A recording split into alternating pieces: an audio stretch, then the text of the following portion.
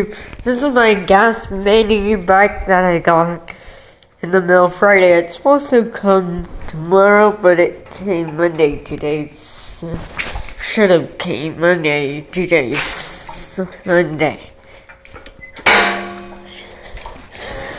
See, it's a nice bike and kill switch, throttle, brake.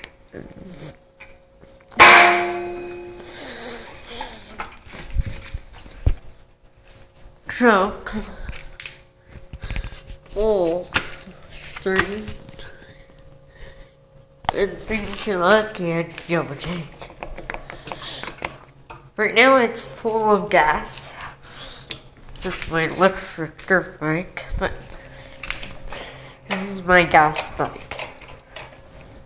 This one's the Coleman CT100U mini bike.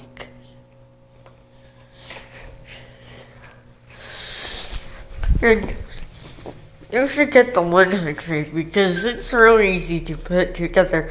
All you need to put on is this onto here, and this, and this. That's all. Wow. But yeah, this bike's real easy to start up. And this one goes 20 to 25 miles per hour. And it's my favorite color. And it's red.